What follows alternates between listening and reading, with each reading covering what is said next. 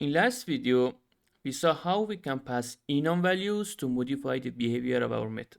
What if we have multiple factors to change the behavior of our method? In that case, we should use BitField.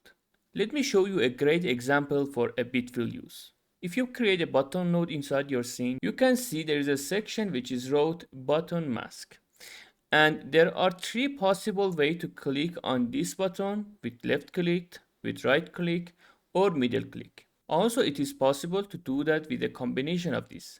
Maybe I want to click on my button with left and right click and not middle click.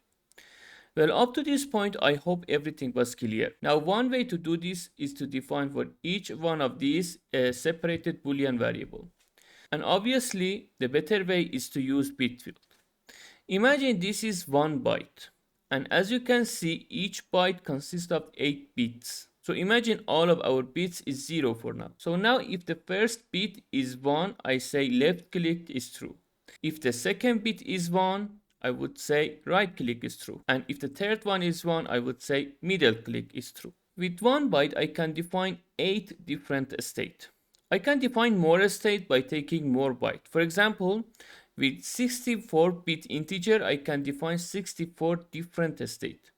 And imagine if we have a lot of different information which we want to pass, how much this can be useful.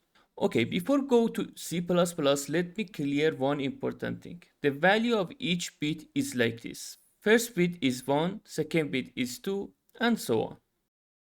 And for example, if the first bit and second bit is both 1, the value of the total byte is 3. You don't need to calculate all of this because in C++ we can automate everything.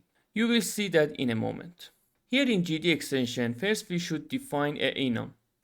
That enum contains our different values. But please note each enum should have the value of each bits. So non-value is 0, and the first value is 1, second value is 2, and the third value is 4.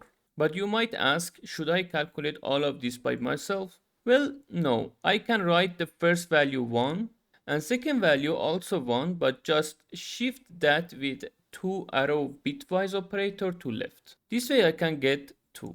And for the third value, I can shift that 2 times. That was that for enum. Next, we should use variant BitField cast in header file to register the type of this enum as a BitField. After that, we should bind these flags in bind methods.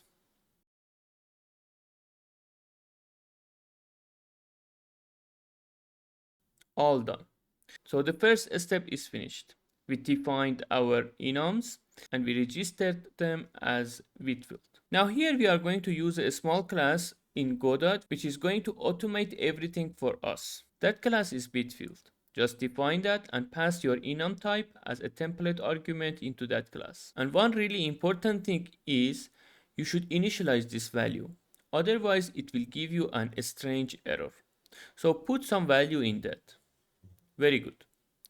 Now let's take a look inside BitField class and see what it does. This class is really simple. setFlag is going to turn on the flag that you put inside that. Please note this is not going to touch other flag. It is going to change only the flag which you put inside that. Similarly, there is a clear function which is going to turn off the corresponding flag. And hasFlag will tell you if the corresponding flag is active or not. Now let's go back to our GDExtension class. Here we should define a setter and getter method for our BitField value.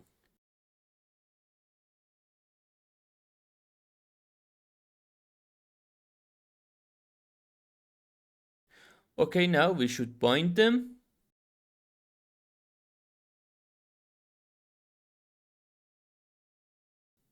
Very good. So now we should add our BitField property. Variant type is integer. I call this property flag, but you can name that whatever you want. Set the property hint as property hint flags.